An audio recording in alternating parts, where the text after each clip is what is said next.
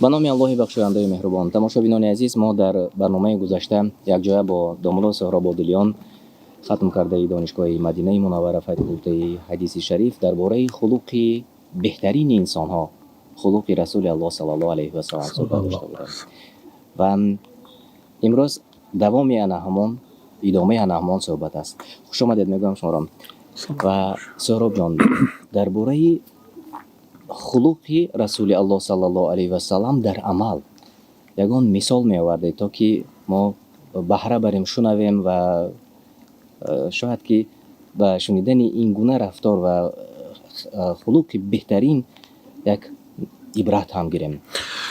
بسم الله الرحمن الرحیم. الحمد لله و الصلاة و السلام علی رسول الله. اما بعد، وقتی که حضرت عایشه مادر مومن ها رضی الله عنها همسری جناب رسول الله صلی الله علیه و سلم چنین سوال داده شدند که خلق پیامبر صلی الله علیه و سلم چگونه بود؟ حضرت عایشه به تفصیل جواب ندادند.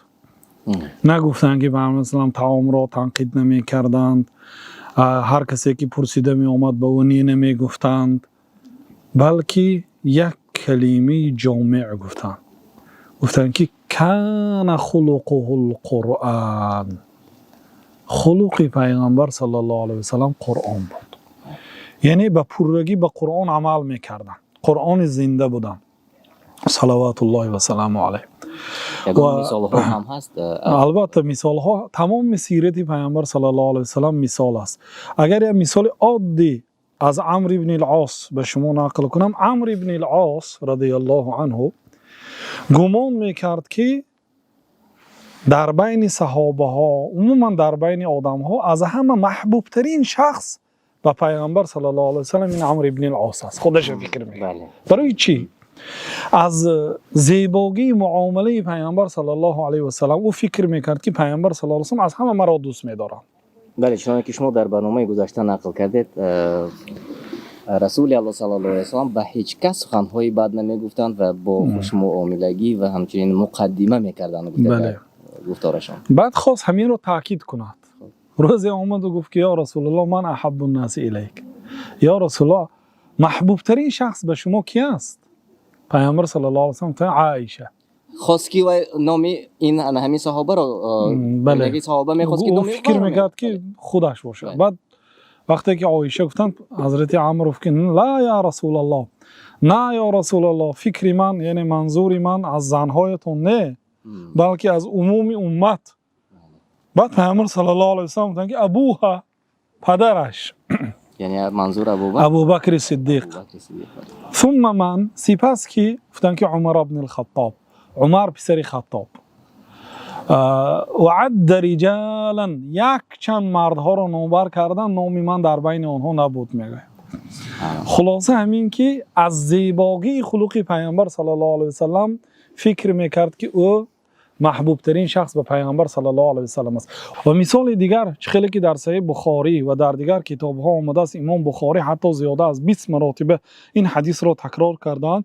حدیث جابر رضی الله عنه، پیامبر صلی الله علیه و سلم در یکی از غزوه ها بعدی غزوه بازگشت به مدینه داشتند و پیامبر صلی الله علیه و سلم چه خیلی که میدونید غیر از اینکه امام خطیب بودند، غیر از اینکه قاضی بودند، غیر از اینکه پیغمبری امت بودند، با سرلشکر هم بودند صلوات ربی و سلام علیه و لشکری خود را نظاره میکردند.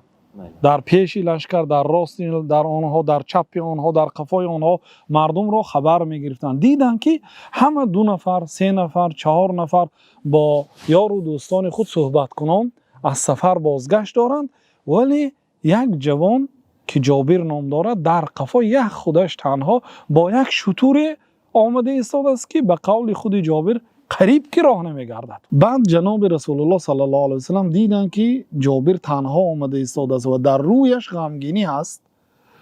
به نزد جابر نزدیک شدند، دیدند که جابر یک جوانی 21 ساله. خواستند جابر پیامبر صلی الله علیه و سلم را میشناسد. پیامبر صلی الله علیه و سلم جابر را میشناسند، لیکن بین آنها مثل ابوبکر و عمر، مثل ابو هریره رفت و آمدی نزدیک نیست. ҳамдигарро мешиносанд, дар як масҷид намоз мехонанд, лекин дар он вақт наздиктарин саҳобаҳо набуд. ҷавони ёш буд. баъд ҷавон буд. ҷаноби расулуллоҳ саллаллоҳу алайҳи васаллам гуфтанд ки ҳа ҷобир, чӣ гап аст ки мақсад дар охири лашкар омада истоди? гуфт ки ё расулаллоҳ, ин шутури ман қариб ки роҳ намегардад. баъд пайғамбар саллаллоҳу алайҳи васаллам қамчинадро деҳ гуфтанд ва бо қамчинаш я зарбае ба шутур заданд ки шутур ба ҳаракат даромад. ҳазрати ҷобир мегӯяд ки дар пеши лашкар роҳ мегашт шутур. беҳтарин шутур гашт ки дар ҳаёташ чунин роҳгардӣ надошт. як мӯъҷиза аст ин. албатта мӯъҷиза аст. баъд пайғамбар саллаллоҳу алайҳи васаллам баъди чанд муддате пурсиданд ки ҳа ҷобир, шутурат чӣ хел аст? гуфт ки ё расулаллоҳ, ба баракаи шумо шутурам беҳтарин шутур гаштааст. хулоса пайғамбар саллаллоҳу алайҳи васаллам бо ҷобир баробар меомаданд. ҳама бо ёру дӯстонаш ва ҷаноби расулуллоҳ саллаллоҳу алайҳи васаллам бо ҷобир. баъд диданд ки ҷобир як ҷавони 21 сола аст. бояд ҳамроҳи ӯ як мавзӯе интихоб кард ва ҳамроҳи ӯ сухан кард ва дили ҷобирро бояд ёфт. баъд пайғамбар саллаллоҳу алайҳи васаллам чӣ мавзӯъро интихоб карданд? ҷобир ҷавони 21 сола аз ҳама беҳтарин мавзӯъ барои ҷавонон, балки барои ҳама мавзӯи никоҳ аст, зангирӣ ҳаст. гуфтанд ки ҷабир тазавваҷта, ҷобир, оё хонадор шудӣ? гуфт ки наам я расулаллоҳ, бале хонадор шудам.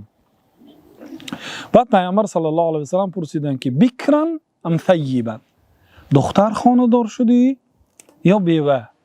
гуфт ки бал саййибан я расулаллоҳ, балки як духтари, як зани бева гирифтам я расулаллоҳ. баъд пайғамбар саллаллоҳу алайҳи васаллам пурсиданд ки ҳалла бикран тулаъибуҳа ва тулаъибук, духтар нагирифтӣ ки ҳамроҳаш бозӣ мекардӣ, ҳамроҳат бозӣ мекард, хурсандӣ мекардӣ? гуфт ки ё расулаллоҳ, падари ман Абдуллоҳ дар ҷанги Уҳуд шаҳид шуд. модарам пештар аз ин гузашта буд ва барои ман падарам 9 хоҳар тарк карда рафт. 9 духтар ки ба ман хоҳар мешуд. 9 хоҳар. дар баъзе ривоятҳо 7 хоҳар. ин ривояти Бухорӣ аст. ман нахостам як духтари беҳунаре мисли онҳо хонадор шавам ки, яъне мисли хоҳарони худаш ҳар роз байни онҳо ҷангу ҷидолу ҳасаду бадбинӣ пайдо шавад, балки як бевазани калонсолтаре ки онҳоро одоб медиҳад, таълим медиҳад, либоси онҳоро мешӯяд, мӯи онҳоро шона мекунад, хостам ки хонадор шудаму аз тарбияи хоҳарони ман бохабар бошам. баъд пайғамбар саллаллоҳу алайҳи васаллам гуфтанд ки аҳсанта я ҷабир, хуб карде ҷобир. дар баъди ривоят асабта, яъне тибқи суннат кор кардӣ, тибқи шариат амал кардӣ, хуб кардӣ гуфтам. дар ин ҷо аллакай пайғамбар саллаллоҳу алайҳи васаллам фаҳмиданд ки ҷобир чӣ мушкилиҳое дар хона дорад. як бор ба як гуфт, яъне суҳбат ба охир расид. баъд пайғамбар саллаллоҳу алайҳи васаллам аз шутураш пурсон шуданд ки шутур чӣ хел аст? чӣ хеле ки дар боло гуфтем. гуфт ки шутур беҳтарин аст ё расулаллоҳ. гуфтанд ки биъни ҷамалак, шутурата фурӯш барои ман. не ё расулаллоҳ, гуфт мо манбаи зиндагии мо ҳамин як шутур аст. шири ҳамино мехӯрем, гоҳо бо ин кирокашӣ мекунем, об мебиёрем, об мекашем. мақсад ягона даромади манбаи даромади мо ҳамин шутур аст. баъд пайғамбар саллаллоҳу алайҳи васаллам фурӯш гуфтанд. вақте ки дуюм маротиба гуфтанд худҳа я расулаллоҳ, бепулу беҳеҷ чизе гиред ё расулаллоҳ. саҳобаҳо барои пайғамбар ҷонашонро фидо мекарданд. лекин пайғамбар саллаллоҳу алайҳи васаллам ҳам хел набуданд ки ҳа оварди биё гуфта гиранд, балки бал бисаман, бо пул фақат гуфтанд.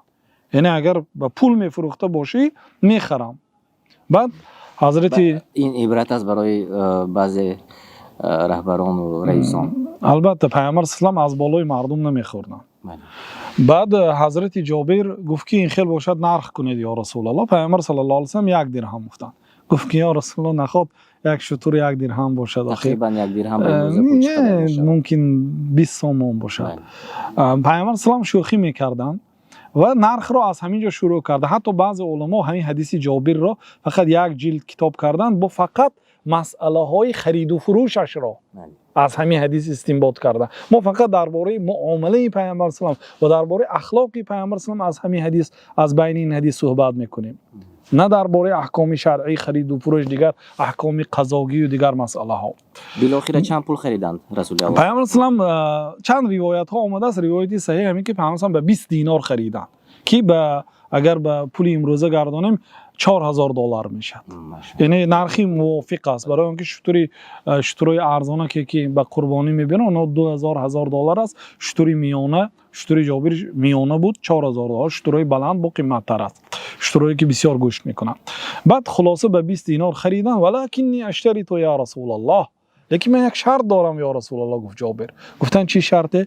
گفت که تا مدینه شترم سوار شده میرم. گفتم پیامبر اسلام لک ذلک، این شرط یعنی که قبول است، اجازه است که تا مدینه سوار شده رو شتره. گفتم وقتی که به مدینه اومدن پیامبر صلی الله علیه و سلم خواستن که به قلب جابر یک خرسندی اندازن. گفتن که جابر، گفتن وقتی که به مدینه نزدیک شدیم، پیش از آن که وارد شهر شویم، در بیرون شهر یک شتوری رو ذبح میکنیم، میکشیم و یک آتش در میگرانیم برای پختن شتور که اهل مدینه از جمله همسری تو باخبر میشد که ما از جنگ برگشتیم و در خانه برای تو کرپه ها و بالشت ها رو آماده میکند. خواستن که در دلش خرسندی درآورند. گفت که یا رسول الله ما کرپه ها و بالشت ها نداریم، ما در بالای بوریا خواب میکنیم. یعنی با این معامله پیامبر صلی الله علیه و سلم فهمیدن که جابر چی مشکلی های در خانه دارد. خلاصه وقتی که به مدینه آمدن حضرت جابر شتر رو به در مسجدی پیامبر صلی الله علیه و آله آورده، بس به مسجد در آمد. خلاصه پیامبر صلی الله علیه و آله امر کردن که 2 رکعت تحیات مسجد خواند. خلاصه بعد به بلال گفتن که به جابر پول شترش را ده و زیادتر برکشیده ده. گفتن یعنی طلا و زیادتر برکشیده ده. گفتن این عادتی، بله عادتی پیامبر صلی الله علیه و سلم همین بود که یگان چی خرن از نرخش زیادتر میدادن، یگان چی فروشن از نرخ خودش ارزانتر میدادن و به این ترغیب کردن. گفتن که رحم الله امرا سمحا اذا باع سمحا اذا اشترى سمحا اذا قضى سمحا اذا اقتضى. الله تعالی رحم کنه اون آدمی که وقتی که میخرد بسیارتر میدهد، میفروشد ارزانتر میدهد. یک وقتی که به کشور اروپا اومدن بعضی برادرها که تاکسی کار میکردن گفتن که مردم اینجاها وقتی که مثلا اگر به 100 سوم اگر بار بیارن یا مثلا کار کنن 120 میتین، یا که 90 باشد 100 میتین، 80 باشد 100 میتین. برای چی؟ گفت این یعنی که منتالیتی اروپایی ها هست. من گفتم این سنتی پیامبر است. پیامبر صلی الله علیه و سلم گفته که اصلا که اگر خریدید زیادتر دید، فروختید ارزانتر دهید. حتی اگر وقتی که قرض هم صاف میکردن از خودشون زیادتر کرده میدادن بدون شرط. وقتی کان رسول الله صلی الله علیه و سلم احسن الناس قضاء، پیامبر صلی در وقت قضا، در وقت دادن قرض بهترین آدم بودن، بسیارتر میدادن، زیادتر میدادن. این سنتی پیامبر صلی الله علیه و سلم است واقعا. بعد به جابر پول شترش را دادن و اضافه تر کرده دادن. جابر به دستش پول ها را گرفت، خرسند بود که در حیاتش خیلی پول دیدگی نبود. همین شتر هم شاید از پدرش میراث مانده بود. کی به نصف راه رفت که فریاد کردن جابر شترت را گیر. غمگین شد، مقصد یک بار فروخته بود دیگر برای چی پیامبر صلی الله علیه و سلم شترم را گرداندن؟ آمد شتر را گرفت و پول را خواست که دهد. پیامبر صلی الله علیه و سلم گفتن که بل المال والجمل لک، بلکه پولم شترم برای تو است ای جابر.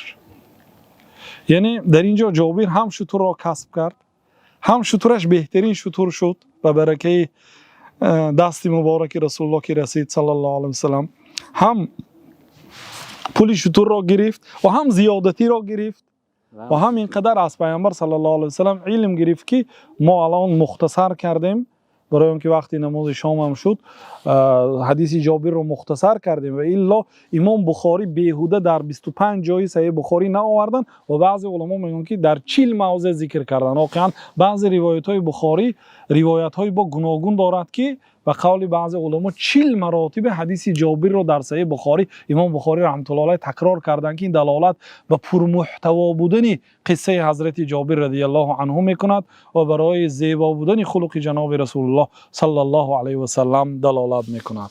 تشکر زیاد و ما و شما این واسه قصه جابر و درباره خلق زیبای رسول الله صلی الله علیه و سلم شنیدیم و در مهمانی برنامه امام سهراب بادلیان بودن، ختم کرده دانشگاه مدینه منوره فاکولته حدیث شریف. خوش آمدید و انشاءالله باز روزهای نزدیک این گونه قصه های زیبا و جالب و جذب کننده را و جذاب را از شما انتظار می‌شویم. سلامت باش.